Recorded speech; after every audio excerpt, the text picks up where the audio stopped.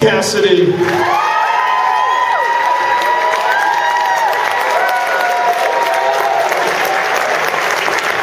Wow, made it through the snow. Great to see you, David. We just had 3 hours driving in the car. We told them to be quiet and respectful. Is that all right, or should they go crazy? Would you tell us about your relationship with David Jones? Who? Well, I just want to say that it is indeed a privilege and an honor, before I tell you about my friendship with Davy.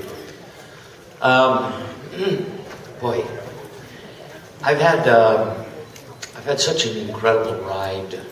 Not just right here today for 3 hours, but I got stuck on the George Washington Bridge. Sunday. Sun comes out, New York, New Jersey, Connecticut. All of us here, yeah? A good bunch. Anyway, I became friends with Davy only 5 years, last 5 years of Davy's life. And he and I shared so many parallels. I met Davy originally when I had done the first year of the Partridge Family, and his manager at the time lived right above me up in the Hollywood Hills. And Davy just came over to my house. And I was there with two of my best friends.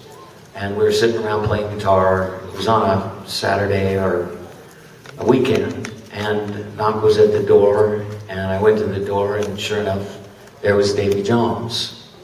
And he went, "How are you, mate?" And I said, "Davy Jones, come on in." So he was very calm, stay calm and ride. Yeah, keep calm and ride on. Sorry. He never rolled that one by me, by the way. So, a couple of years passed. We had a really nice 10, 15-minute chat. He asked me about what life was like, and I said, I think you kind of know, because it was really starting to become pretty insane for me. And the Partridge Family had really become a big hit, and I started touring. And I felt, because most of you probably don't know this, but I was a really big fan of the Monkees when I was a teenager, like most of you all, I assume, or some of you all. I lived in New York and New Jersey until I was about 11 or 12, and I moved to California, and I spent my teenage years there. And in the 60s, we could drive at 16. And it was 1966. I remember going to the teenage fair, and the Monkees had just come on television, and they came out, and all of my girlfriends and everybody who were Beatle fans suddenly became Monkee fans. And I loved their music. I thought the show was their chemistry was amazing. And I was a genuine fan like yours. Most of you all, I assume. Otherwise, I think you're in the wrong convention. Yeah.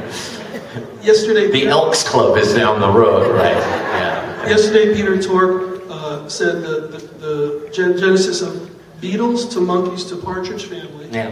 And we know you're a big Beatles fan, great Monkees fan, and became a friend of theirs, and still do Daydream Believer in your show? I do it as a dedication, because Davy and I became friends, and I'll tell you a little bit how we met.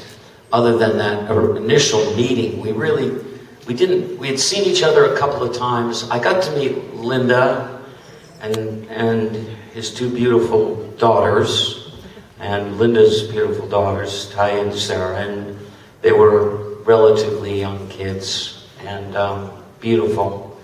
And I moved up to Santa Barbara, I don't know, maybe 1977, 76, something like that.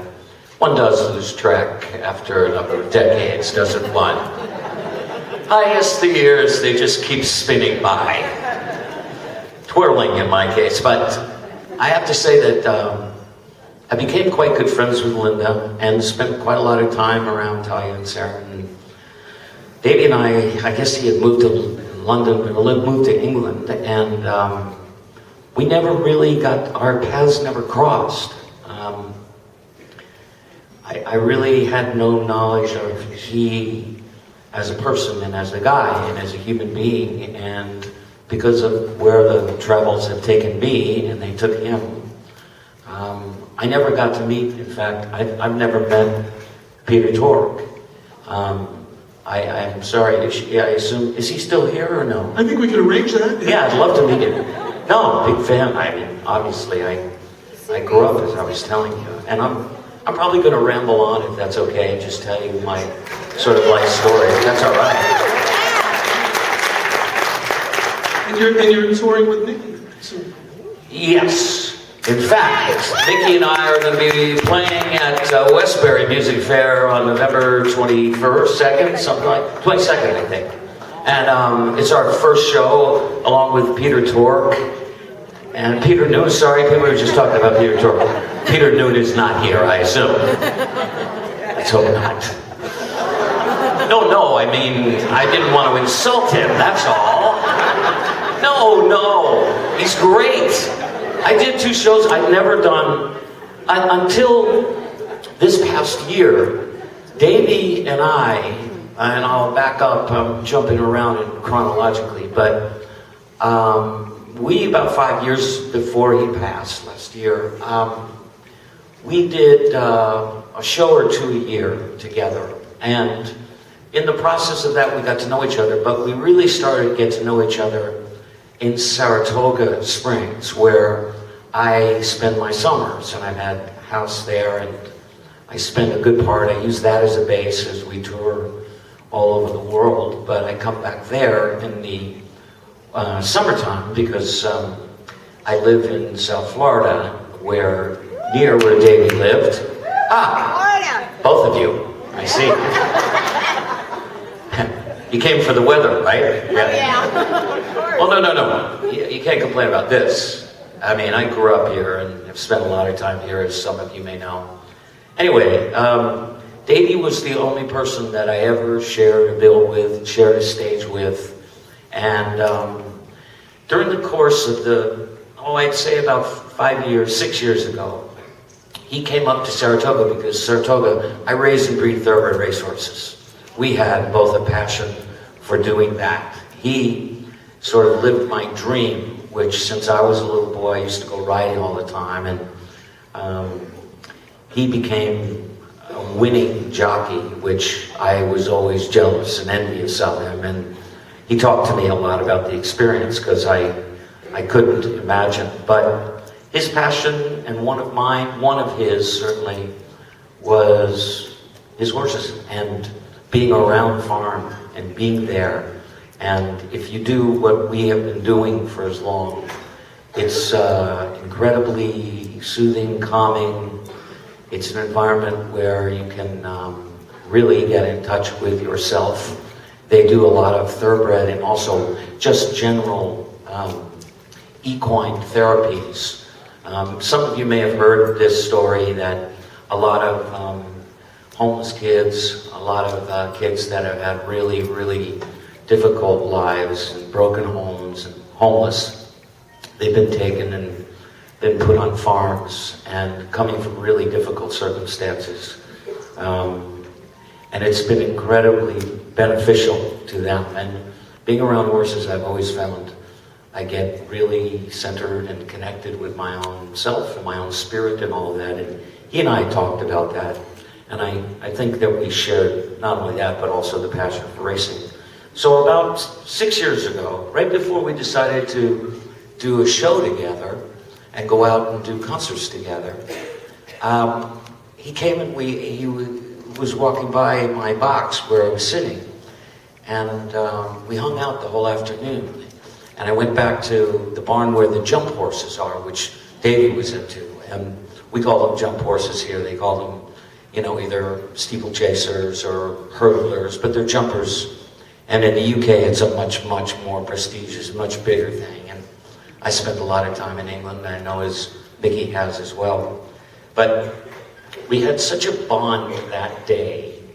And when I moved to South Florida, he had a place nearby, and when he would come down from up in Indiantown, where his farm was, I would see him, and he got really excited about, because we had both come originally from the theater. Many people didn't know about his background when you become very, very famous, as he did as a young guy. And I did. A lot of people don't realize that before you became a big star, a television star and very famous, that you were actually somebody who was working at your craft.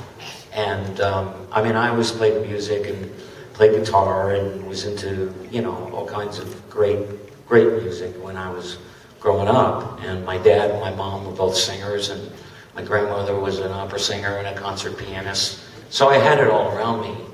Davy had grown up, as many of you know about him, I'm probably reiterating a lot of what you all know, but we shared a lot about the theater. He was a big fan of my dad's, and my father, Jack Cassidy, who was one of the premier theatrical actors in America. Thank you.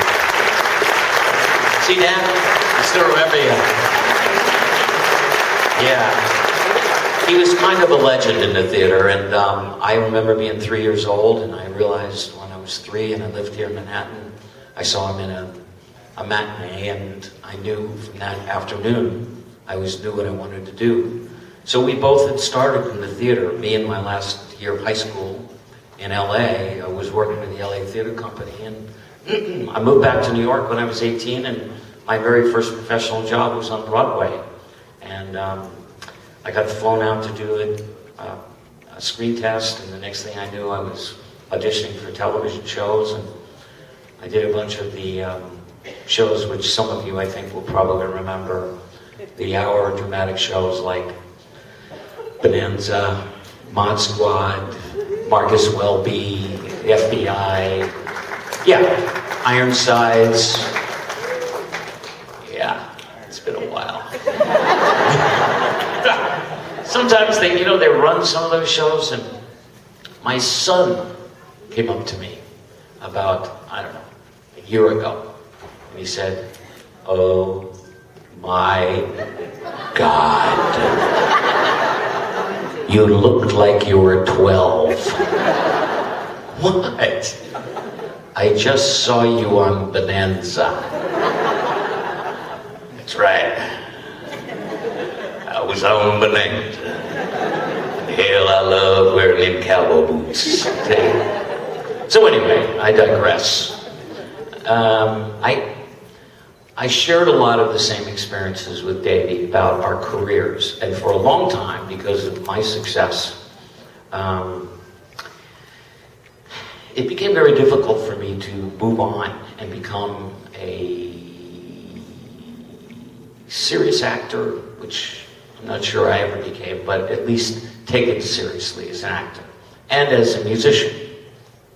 And Davy actually said to me, probably about a month before he passed away, we're talking on the phone, and we were about to do, in fact, he died 3 weeks before we were going to do our only show last year together in Miami, and that's when I decided to dedicate the show to him and do, for the first time, a lot of his music and the Monkees music, and it was very emotional, and it's starting to become so for me now, because like all of you who felt you knew him, you did, but to know him, I knew him as you did until the last 5 years, and I didn't know him before, but the person I got to know was loving, caring, hysterically funny, extraordinarily talented, frustrated. In that conversation I just mentioned a month before he passed, we would always share stories about like this and that from when we were in the theater, and I remember talking to him a lot about my dad, and he wanted us to do some theatrical things together on the stage in concert. And we had a disagreement about it because I said, although there are a number of your fans and mine would love to hear you do and me do some of our theatrical songs, or maybe one or two of them, most of the audience is here because of our television work and because of our recordings that we made as the Monkees, me as David Cassidy, and I had 2 careers, and as the Partridge Family. And I think that as much as it would be great for you and I to do it, Davy and I to do it, I think the fans would feel somehow disconnected from it. I felt in the end, very aligned with him because we both became, at a really young age, teen idols. And because he bore the moniker, and I'm giving you the artists, actors, singers, songwriters perspective, which he and I both were, he felt like being in the Monkees never allowed people in the industry to take him seriously as an actor. And as his friend, and as someone who had gone through it, and had fortunately arrived, because I was lucky enough to have gone through other channels and my destiny was a different one. But, you know, I'm hesitant to say this, but he was so talented and he was such a wonderful actor and had such depth and humor that although we all loved him in the Monkees, and I certainly was as big a fan as any of you out there, I mean it, I think in many ways for him as a person, as a man, his creative part was cheated because people couldn't take him seriously. And you have no idea, as a talented artist, I do know how frustrating it can be to be that guy. So I can remember hugging him, putting my arm around him, going, if there's anyone on the planet who understands it, I do, outside of Micky and Peter. There are very few people who would be able to understand it, because we began, even though some of us were musicians before, we began as professional actors. And the fame and the impact that the Monkees had on all of you, and that Davy and Micky and Peter and Mike had on me, was the same as a lot of you felt the same connection, or my fans and Partridge Family fans felt about me. So there are so many parallels that we share, and I wanted to be here today because I got to meet 2 of his daughters, which I had never met before. And it's a very touching thing when you have a connection to people that you love and you care about. And I loved him. And I loved him.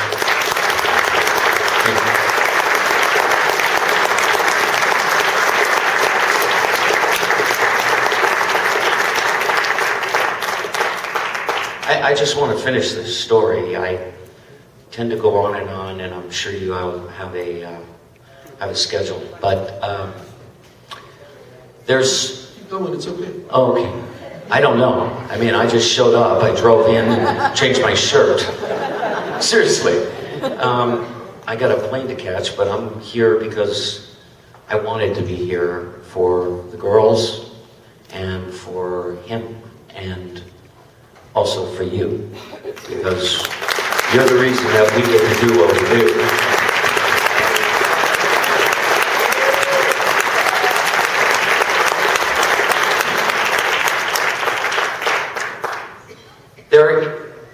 There is something in me now that feels connected to you through him, and now through Micky.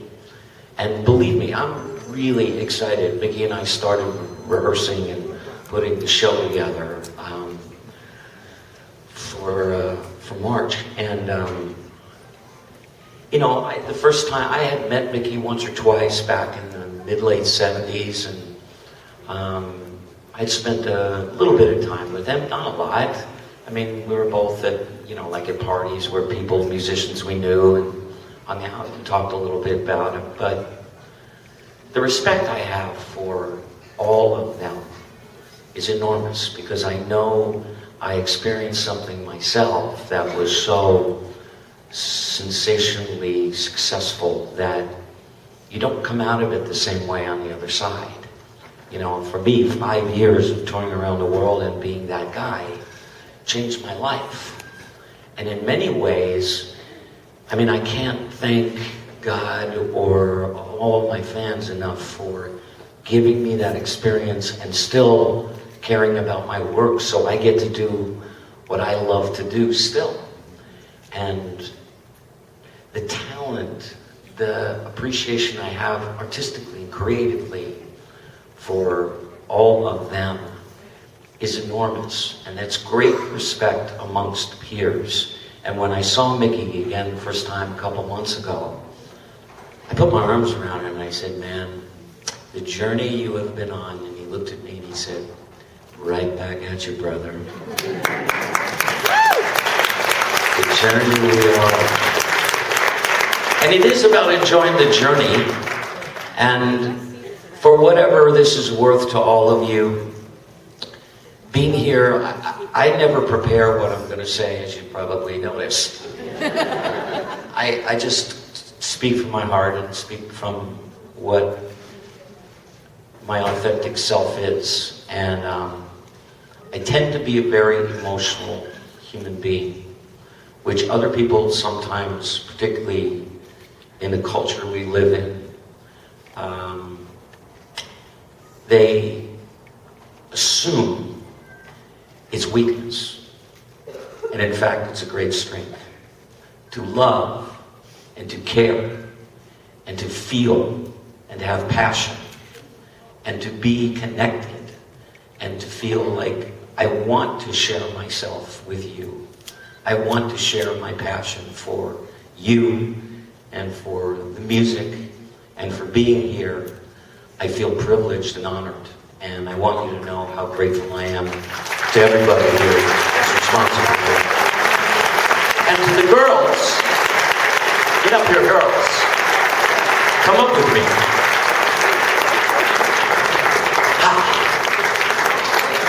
All right, get your cameras ready, guys.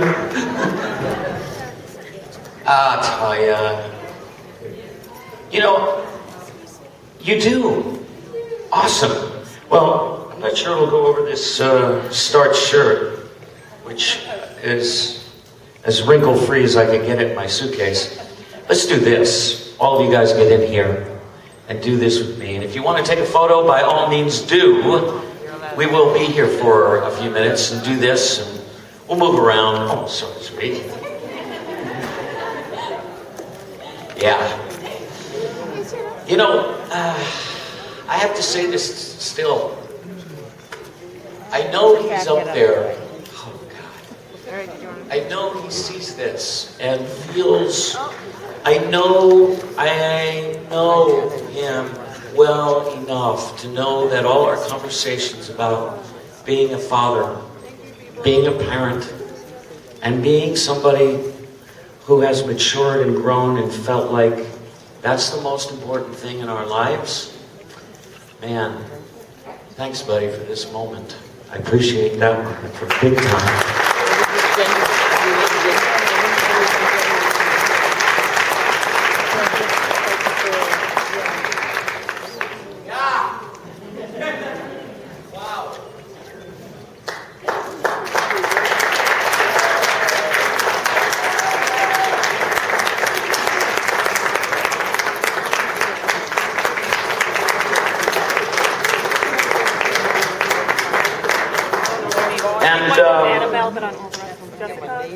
To both your moms, I of course got to know, there's the man himself. I got to know Linda long time ago, but she's a kind, loving, amazing human being with a great sense of humor. And the two of you bear so much of him and her. I'm sorry I never got to meet your mom, but you share so much of him in your eyes and your faces and your hearts, I'm sure. The joy that you show is amazing. And so are all of you. God bless you. Thank you.